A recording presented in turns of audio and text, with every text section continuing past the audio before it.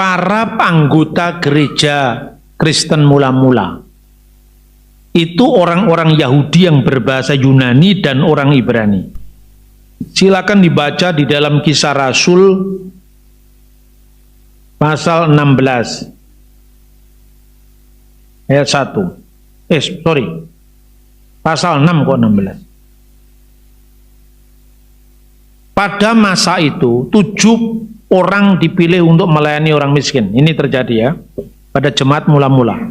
Pada masa itu ketika jumlah murid makin bertambah, jumlah murid Yesus makin bertambah, jumlah anggota gereja Yerusalem semakin bertambah, timbullah sungut-sungut di antara orang-orang Yahudi yang berbahasa Yunani terhadap orang-orang Ibrani karena pembagian kepada janda-janda mereka dalam pelayanan sehari-hari. Perhatikan. Jadi anggota jemaat gereja Yerusalem mula-mula ketika murid-murid bertambah, itu ada anggotanya yaitu orang Yahudi yang berbahasa Yunani dan orang Ibrani. Dalam bahasa aslinya yang diterjemahkan orang-orang Yahudi yang berbahasa Yunani itu Helleniston. Helleniston itu dibedakan dengan Hellenis atau Hellenis. Hellenis orang-orang Yunani asli. Orang Yunani, bahasanya Yunani, pandangan, filsafat, agamanya juga Yunani. Itu Hellenis. Maka dikenal istilah Hellenisme, Peyunanian. Ya, Hellenisasi Peyunanian untuk menjadi Hellenis. Itu masanya Alexander Agung.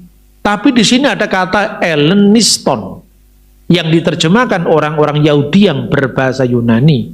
Lalu yang kedua, orang-orang Ibrani. Orang-orang Ibrani itu orang-orang Yahudi yang berbahasa Ibrani dan Aram. Jadi di abad pertama, orang-orang Kristen di Yerusalem saja, nggak usah ke Antioquia dulu. Kalau Antioquia kan kebanyakan orang-orang non-Yahudi. Di Yerusalem saja, itu ada orang-orang Yahudi yang berbahasa Yunani dan orang-orang Ibrani. Nah, yang disebut orang-orang Ibrani itu, mereka sehari-hari berbicara bahasa Aram. Bukan Arab ya, Aram, Aramaik. Bahasa Aramaik itu bahasa yang dipakai Yesus sehari-hari. Misalnya muridnya menyebut Rabuni.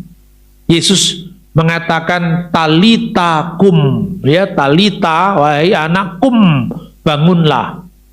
Gabata, Efata, Efata itu bahasa Arabnya iftah, bukalah. Bahasa Aramnya Ifata, Hakal Dama, itu bahasa Aramaik. Eli Eli lama sabaqtani, Maranatha itu bahasa Aramaik. Tapi kalau haleluya itu bahasa Ibrani. Jadi pertanyaannya sekarang, pada abad pertama ini saya mesti terpaksa ngomong sejarah. Kalau tidak nanti diputer-puter sama orang-orang di luar saya itu. Orang-orang di luar sana loh, muter-muter. Yesus orang Yahudi kok bahasanya Yunani. Nah, itu kan biasanya gitu kan. Atau kalau tidak, ini agama Paulus yang mengikuti ajaran filsafat Yunani kan gitu kadang-kadang. Nah, maka saya clearkan. Coba Anda pernah nggak kenal doa Yahudi yang namanya Shemoneh Esrei? Kalau tidak kenal, saya kenalkan. Orang Yahudi itu mengawali doanya dengan Baruch atah Adonai Elohenu melek haolam Elohi Abraham, Elohi Yitzhak, Elohi Yakub, Magen Abraham. Itu bahasa Ibrani. Terpujilah, terberkatilah Engkau ya Tuhan Allah kami, Raja yang kekal, Allah Abraham, Allah Ishak, Allah Yakub, perisai Abraham. Itu bahasa Ibrani. Ini bahasa sehari-hari di rumah ibadat Yahudi di zaman Yesus ya ini. Jadi jangan membayangkan yang disebut rumah ibadat di Kapernaum, di Nazaret, tempat Yesus pelayanan itu seperti GBDI, jangan dibayangkan.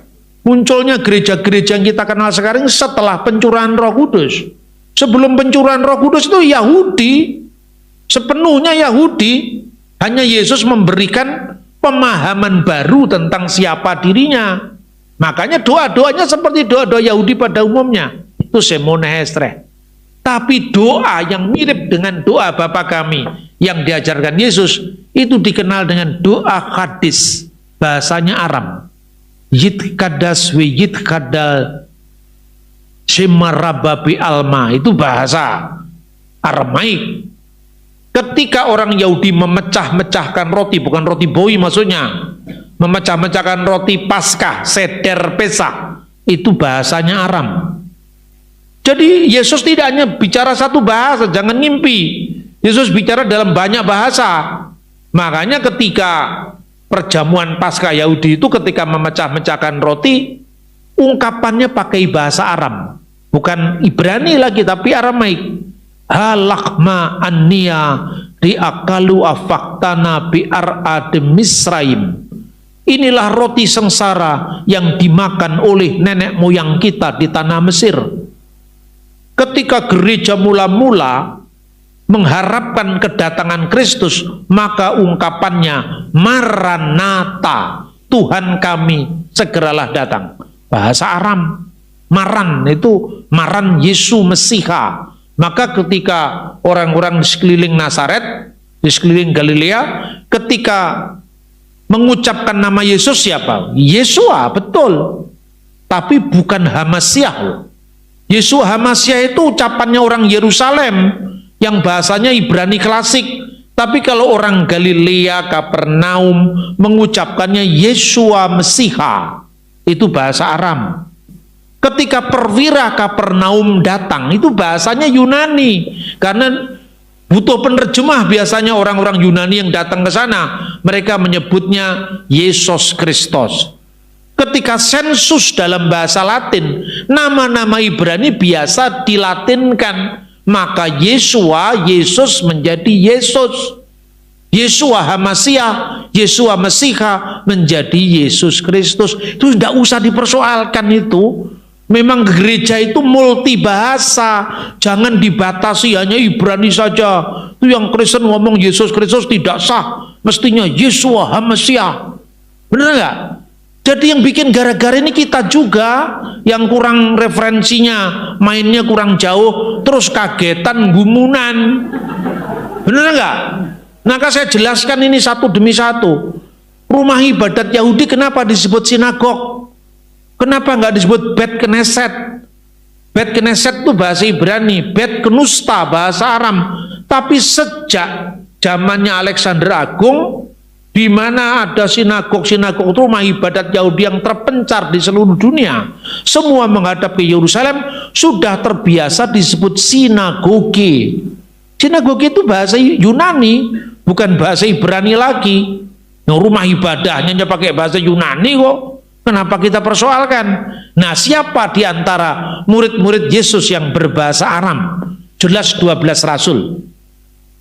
Yohanes nama aslinya Yohanan. Petrus nama aslinya Simon. Disebut Petrus, Simon itu bahasa Ibrani, Petrus itu bahasa Yunani, Kefas bahasa Aram. Satu orang namanya 3. Itu kan masyarakat multi bahasa. Kayak saya Bambang bahasa Jawa, Mataram, Nur bahasa Arab, Sena bahasa Sansekerta.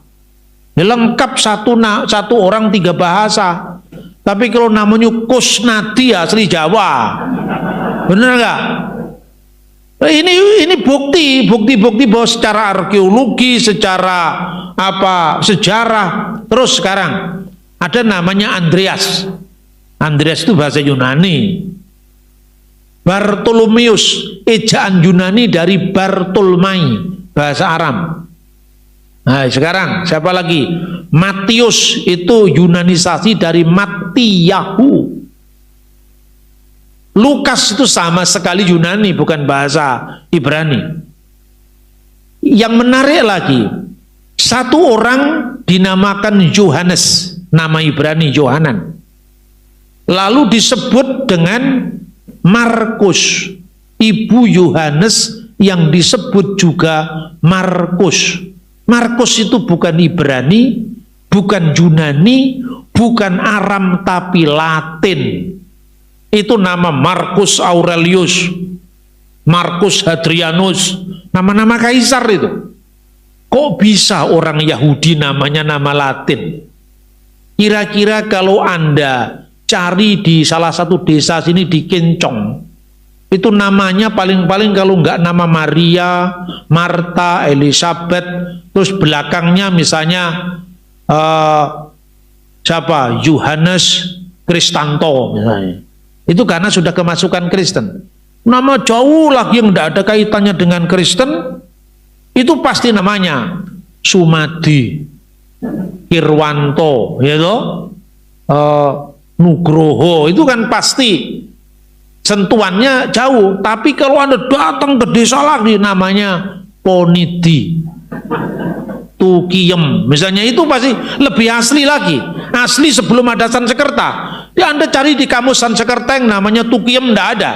Itu pasti Jawa asli. Nah sekarang, kalau di sebuah kota, orang namanya Albert di desa. Oh ini lahirnya jangan-jangan di Jakarta ini. Benar nggak? Markus itu tinggal di Yerusalem. Tapi kok namanya nama Latin? Karena dia keluarga Yahudi diaspora yang banyak mengalami pendidikan barat. Makanya dalam sejarah gereja, Markus ini menjadi penerjemahnya Petrus. Ketika Petrus berangkat ke arah barat, termasuk Bitinia, Kapadokia, seperti dalam suratnya 1 Petrus pasal 1 ayat 1. Itu yang menyertainya kan Markus. Maka disebut Markus anakku. Kenapa Markus jadi penerjemahnya? Karena Markus lahir dari orang Yahudi diaspora yang biasanya bisa bahasa Yunani, bahasa Latin selain Ibrani dan Aram. Jadi kemungkinan Markus itu menguasai 4 bahasa.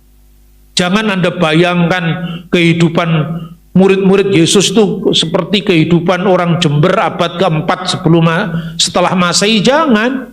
Karena bangsa kita ini minta maaf, mengenal huruf itu baru abad ke-4 di Kutai Mulawarman sana. Prasasti kita kan pertama abad ke-4.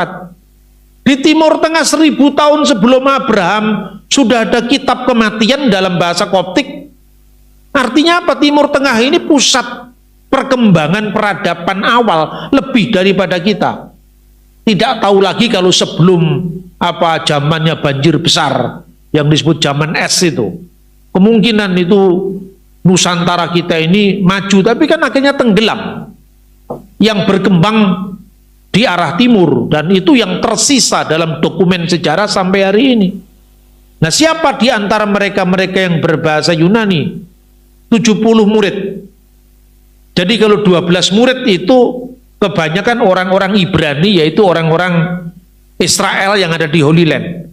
Tapi orang seperti Stefanus, ya, kemudian Lukas, kemudian Markus, kemudian Barnabas, itu pasti bisa bahasa Yunani.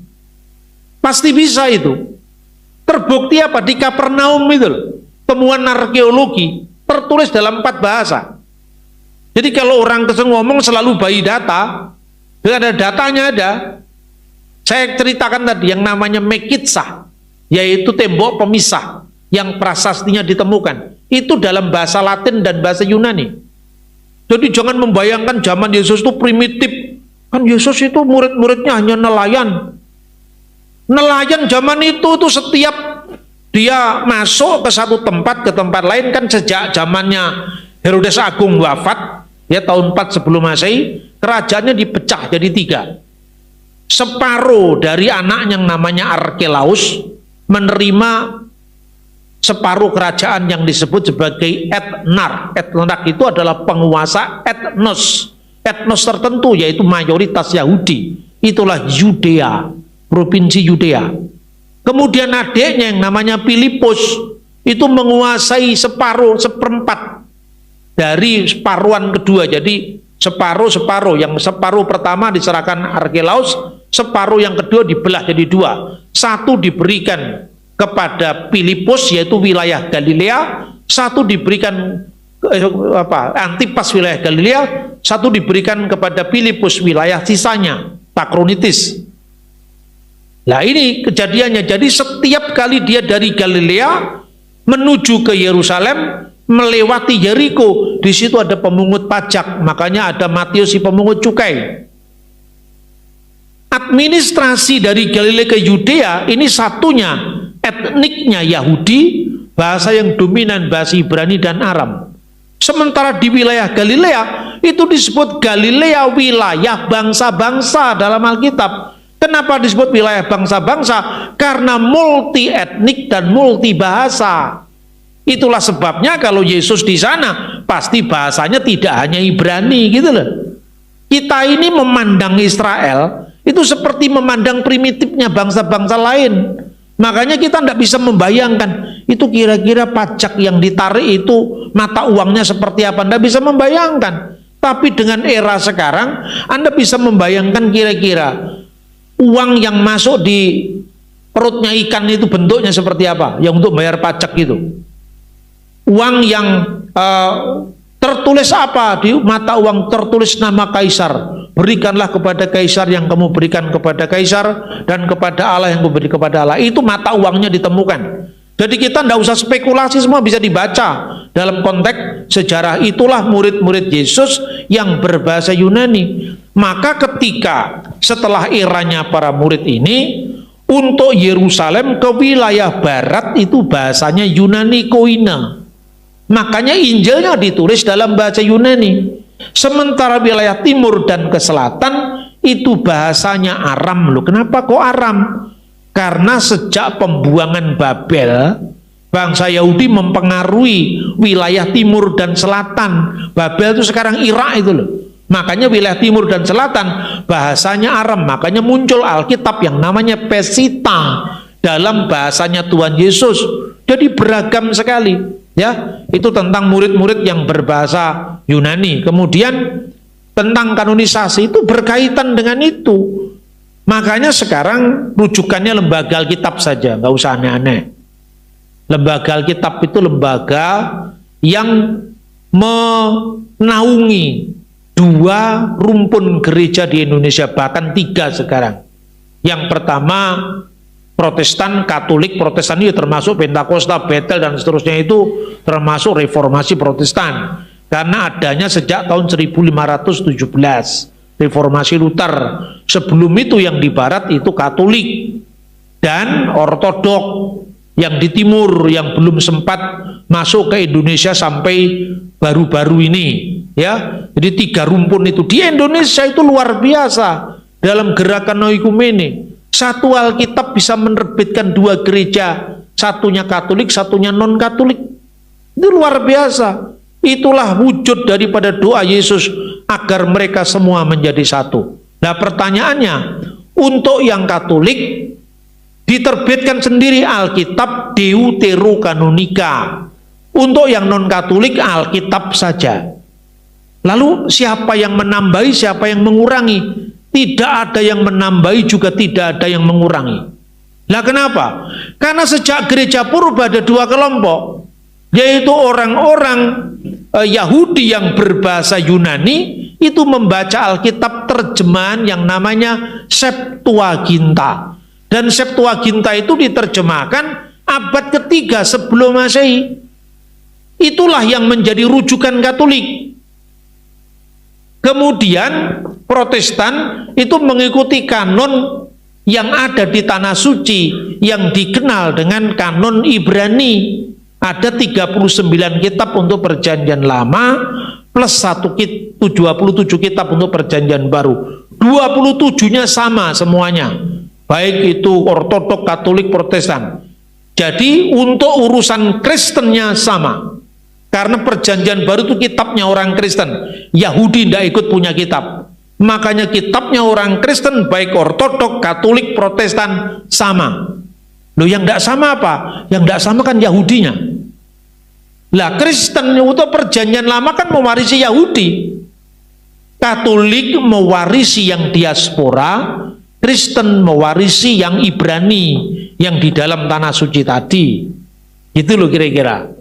Jadi Katolik juga tidak menambah, karena Deuterokanonika itu sudah ada di Septuaginta, bahkan masih ada dalam Alkitabnya Martin Luther. Nah dulu kan dipertentangkan ini kan, yang Protestan nuduh Katolik nambah-nambahi kitab, yang Katolik menurut Konsili Trente, Protestan ngurang-ngurangi kitab. Karena sebelumnya Luther memuat itu pada Jenewa Bible, kenapa sekarang dihilangkan? Nah sekarang tidak begitu lagi. Tidak ada yang menambah, tidak ada yang mengurang. Pertama, pada zaman Yesus, kanonisasi Perjanjian Lama itu belum seperti sekarang. Jadi seleksi kitab-kitab itu terjadi alamiah sekali. Misalnya Yesus menyebut kitab suci itu apa? Nih, jadi berikan contoh ya. Buka di dalam Lukas pasal 24. Lukas pasal 24. Ini sebutan Yesus untuk Alkitab ini. Ayat 44.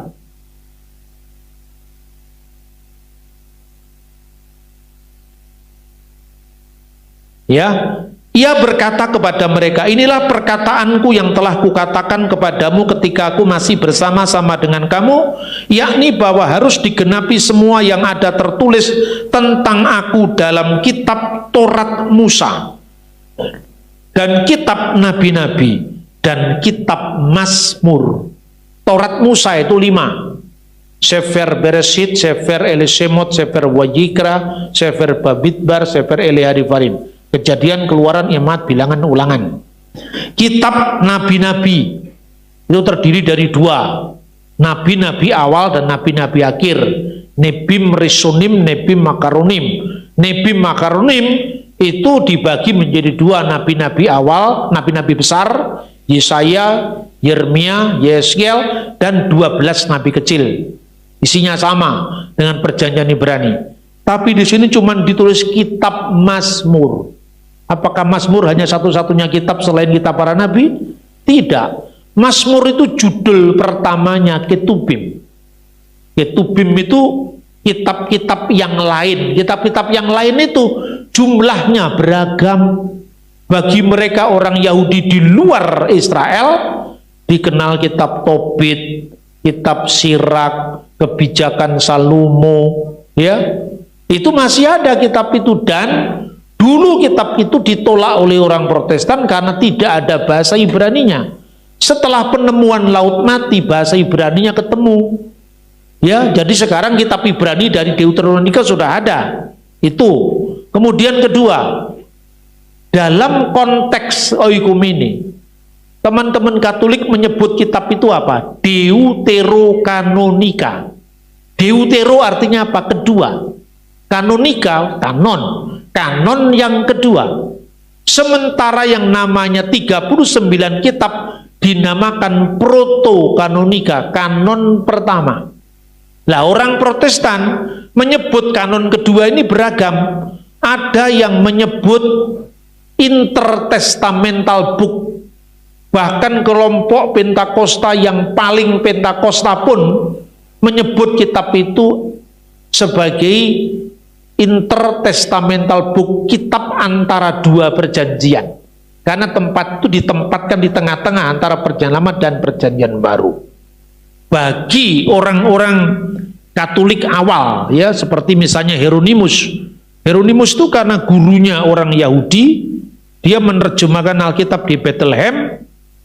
Dia sebetulnya memandang Deuterokanonika itu agak berbeda dengan Agustinus yang di barat.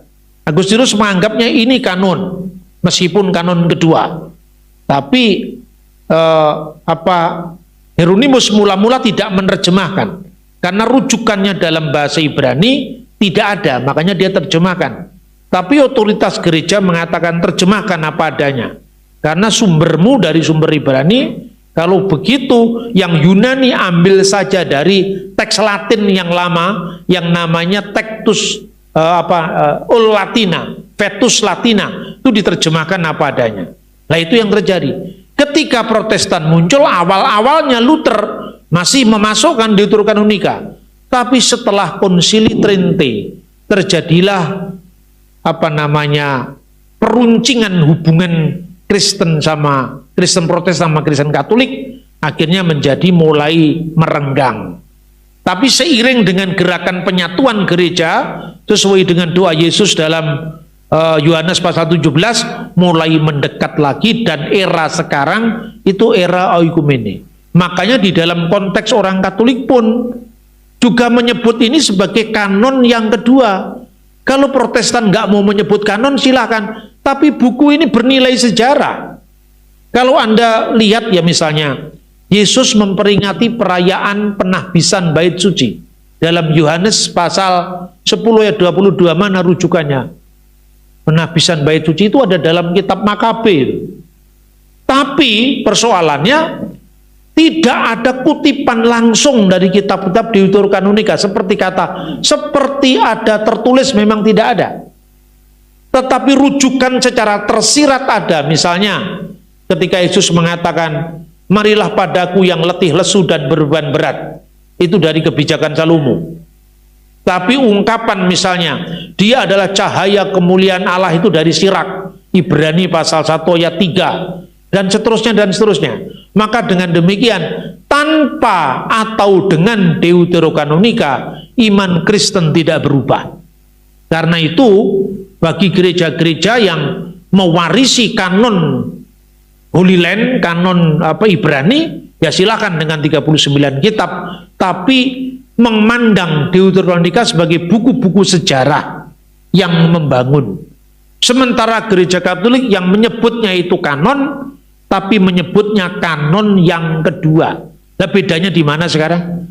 Kanon yang kedua dengan kitab-kitab yang membangun.